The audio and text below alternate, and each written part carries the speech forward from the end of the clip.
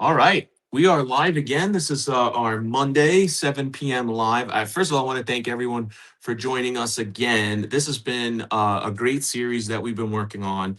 Thank you so much to the Siren Network for hosting us on Substack, which I know is a wonderful place where a lot of people are getting information. And so the idea of this was to be able to beam this across all platforms, including X, Substack, and all the rest.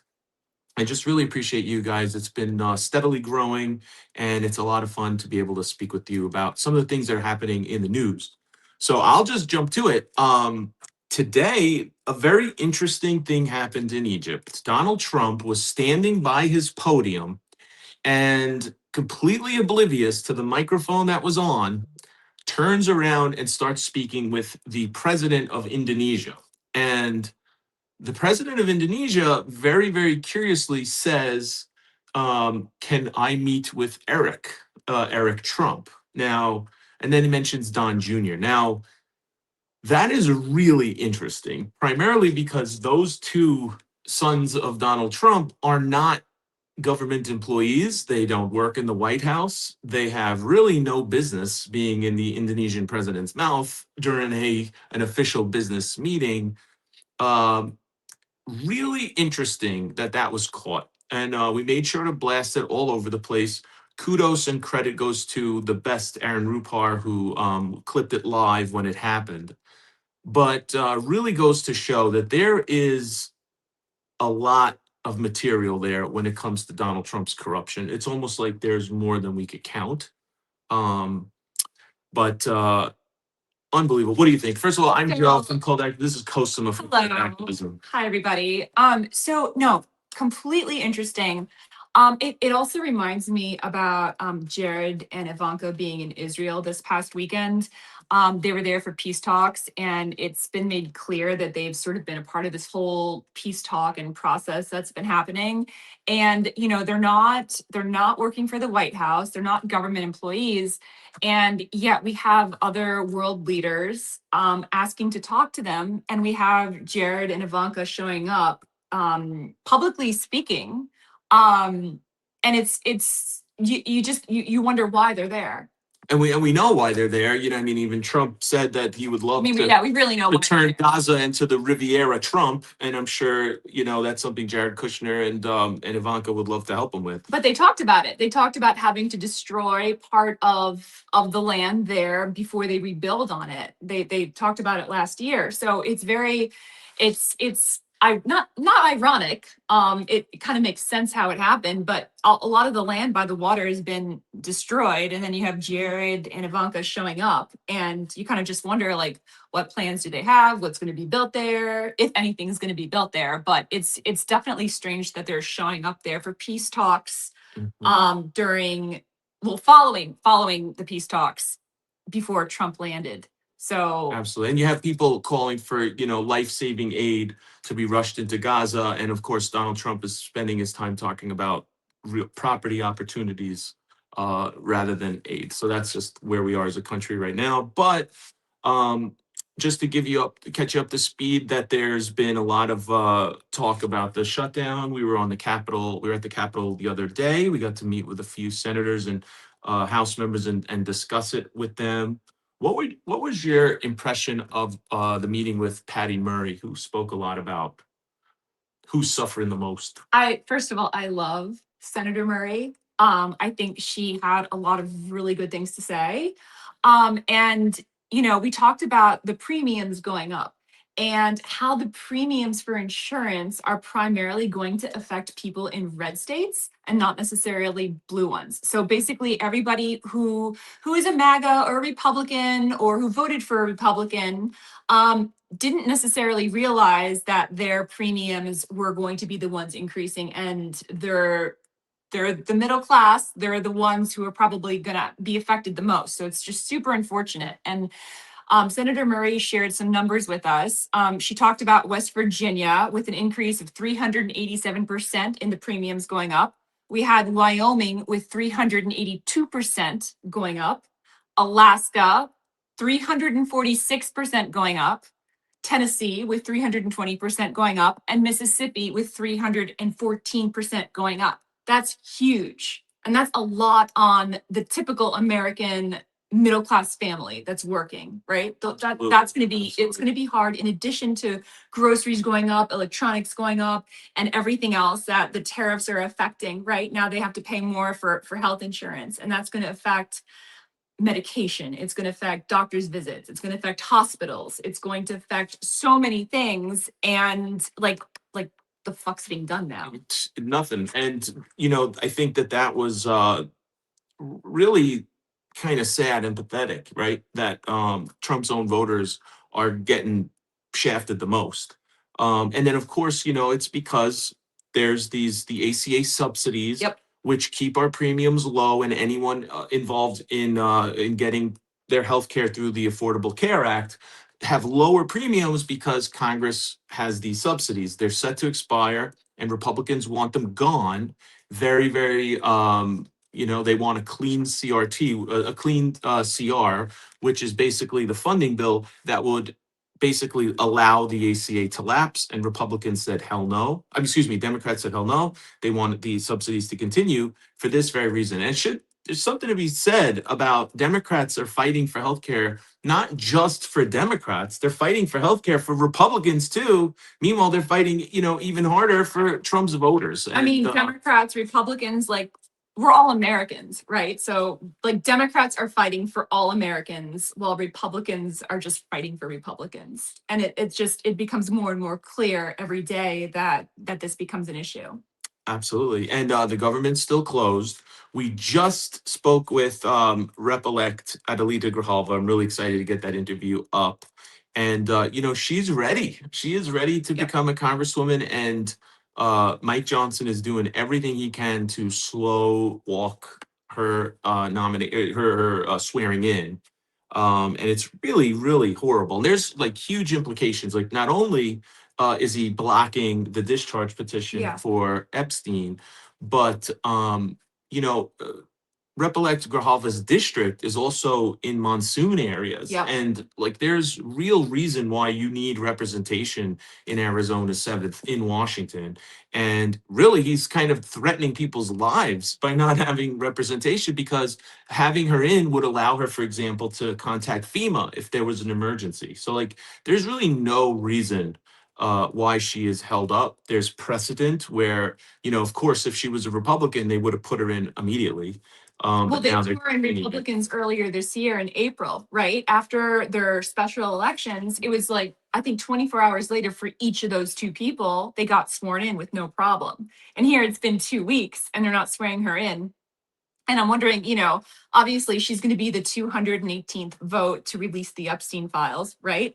And Mike Johnson was questioned about it earlier this week when he was on C-SPAN, right? Yes. And he said that the Epstein files had nothing to do with it, which, like, honestly is complete bullshit, because really it's like something he shut down the government for a couple months ago, or a month ago now, right? It was a month ago. And he's doing it again.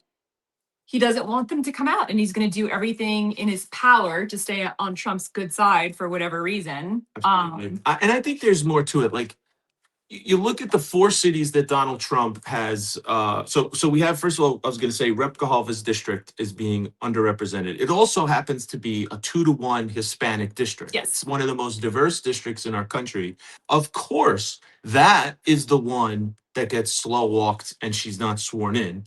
And it's always like a coincidence with Republicans when things are racist, right? And I was going to say, when you look at the cities that Trump is sending troops to, it was Los Angeles, right? It was Washington, D.C., it was Chicago now, Portland. 3 out of the 4 have black mayors.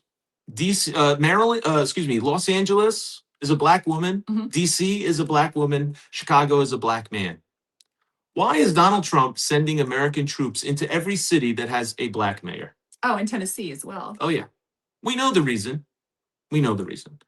So they'll wiggle out of it and they'll say that they're not racist, but there's awful sort of coincidences that all happen every time something goes wrong or happens. That seems to be a reason. So be mindful of that as the more cities come into play. And it seems like that's definitely there's a significance there. There is a statistical significance there. Just Yeah. one more thing, please. just to hop back over to the healthcare that's being Please. cut for so many people. I'm particularly passionate about it just because so many people who are ill and need medication or need to see doctors are going to be losing their healthcare. I think seeing Donald Trump go to his semi-annual checkup And getting a 2 or 3 COVID days booster, ago. by the way. He got a COVID booster. Like, good job, Donnie. I'm so glad you got vaccinated. And you got your flu shot too. So hopefully that goes well for you. But he literally hopped on Marine One, right? He hopped on his helicopter. Air Force One. No, helicopter. It was the helicopter. Yeah. It was the helicopter to go to the hospital here in Bethesda.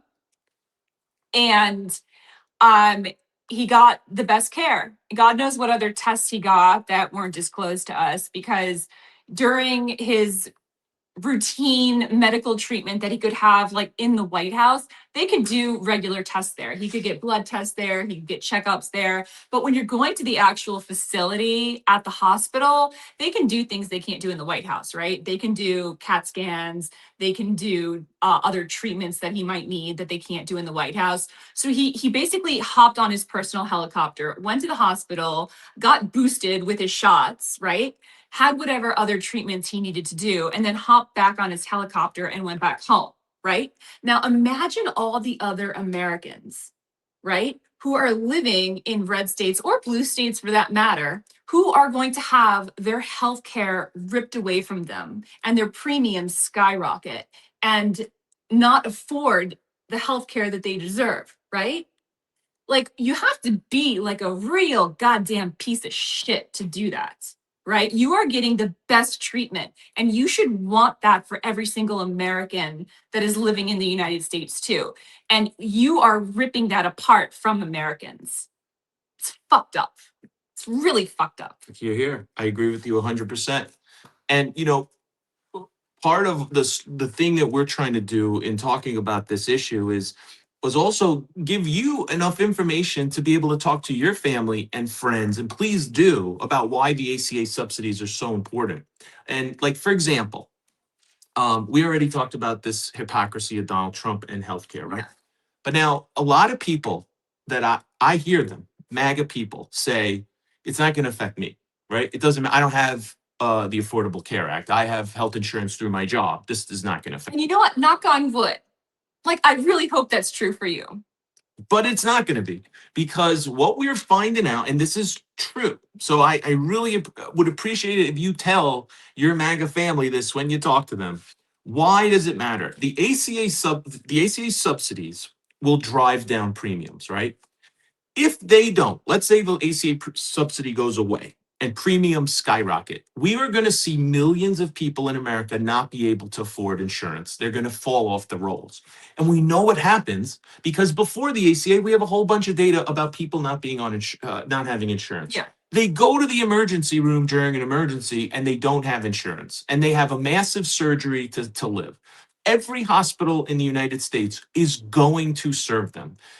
Every doctor has a Hippocratic oath. They cannot turn away someone who needs a life-saving surgery. So they're going to do it.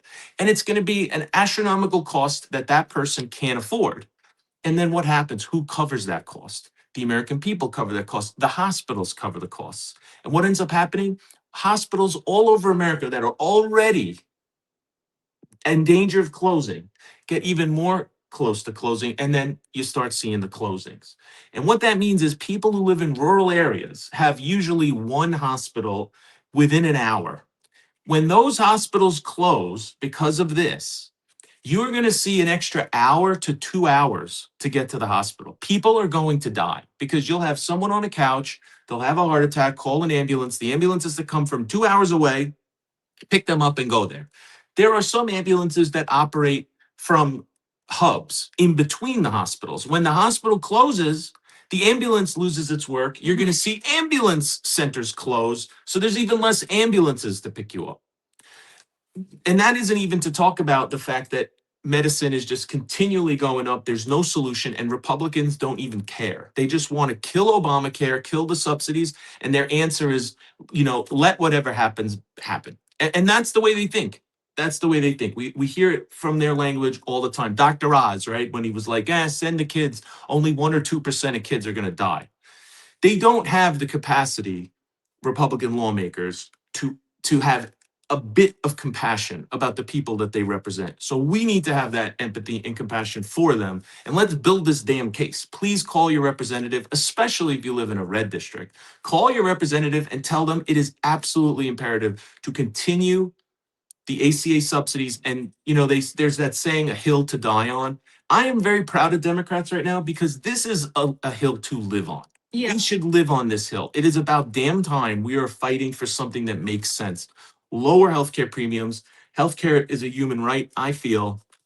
And having these astronomical premiums just go through the roof and kill people is not what the government should be about. No. And I really love what you said about if you're in a red district to call your reps. I think that's so important. And I think more and more people in these areas are calling their reps. We're seeing Marjorie Taylor Greene right now just completely change her tune and saying some really, really logical things, right? And it must be coming from her constituents who are calling in that are concerned about losing their health care. Like she even said just recently that she is wondering where everybody is in DC, right? Because Absolutely. and her own kids are worried about their premiums going up for health insurance as well. So, when it trickles down and it starts affecting the lawmakers and the representatives who are in Congress, they're going to start speaking up too. So if you're calling them and they're worried about losing votes and they're concerned about re-elections, now's the time to call in, because if they're not getting that support from the constituents, they're not going to be re-elected, and they're going to want to cater to everybody in these districts. So please call and share your concerns with whoever is representing you. Even if you're in a red district, your voice really matters right now, because healthcare is so important, and it's going to affect millions of people if it hasn't affected you already. Absolutely. And it reminds me of what Rep. Jimmy Gomez said, who said, when Marjorie Taylor Greene is the voice of reason in the Republican Party, there's a lot of fucking weird shit going on. And there's a lot. There's a lot. I wanted to talk about our interview with Senator Tim Kaine, who gave us two pieces of information that I have not stopped thinking about. And the first one had to do with the Venezuelan boats. So Mr. Nobel Peace Prize, right, Donald Trump, has been bombing boats in the open sea from space, in international waters that originate from Venezuela. And based on satellite imagery from millions of miles or thousands of miles, I don't know how high the satellite is, but night vision satellites showing the boats, and they've been blasting them from space. Now, what Tim Kaine told us, and this is really scary, is that typically the Coast Guard would stop any boats that come near the United States. Now, it should be said, these are very far away. These are in international waters. They might be pointed in our direction, but at least one of them was turning around and heading back before it was bombed. Back toward Venezuela. And you know what? If you're unfamiliar with where Venezuela is located, just Google it. Google a map of the United States and Venezuela, and have ChatGPT or whatever AI you're looking at point out on a map exactly where it is, so you can see how far away the United States is from Venezuela. Exactly. And what Senator Kaine told us was that about 1 in 4 boats that the Coast Guard stops is completely innocent. It's a fishing boat, has no narcotics on it. There's a 25% chance that a boat that was suspected to have drugs on it doesn't. That is due process of sorts, right? When Coast Guard is boarding the boat, hey, you're coming toward America's water here, we got to take a look at the boat. They are blowing them up from space, and they've blown up 4. And the law of numbers, it is very likely, significantly likely, that at least one of those boats was a mistake. One of those bombs hitting those boats was a mistake. Innocent people getting killed And Senator King even said there's at least one of the boats had no evidence of narcotics after the explosion. This is a really important issue, I think, because that is a definition of a war crime, in my opinion. It's murder. And it's just more of the same, you know, authoritarian BS. It makes me sick to see people cheering when they'd have no idea who these people are on these boats and whether or not they're actually drug cartels or not. And when you blow them up and you send them to the bottom of the ocean and there's no way to know if there are drugs on there, it seems to me to be absolutely crazy and something we should be talking more about. 100%. But, at the same time, you have to wonder if all this is unfolding the way it is because Pete Hegseth has talked about the gang trends, the Venezuelan gang. Oh, yes. Yes. So he has talked about them invading the United States, Mhm. right? And that's how they were able to invoke the law in order Yes. to start deporting people out of the United States. Right. So if he is doing that, I feel like they are using that as an excuse, bombing these boats just to say that these fishermen or whatever boats are coming toward the United States in international waters are a part of this gang.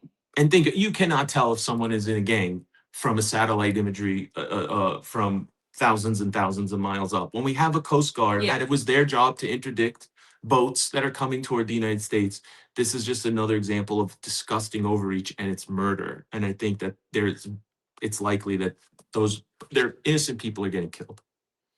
The other thing that Senator Kane told us about was this procedural thing. And I'm kind of excited to talk about it because you know, we're as frustrated as you are, I'm sure, about just like there are days where we hear horrible shit happening and we say, what are we doing about it? What are Democrats doing about it? What can we do about it?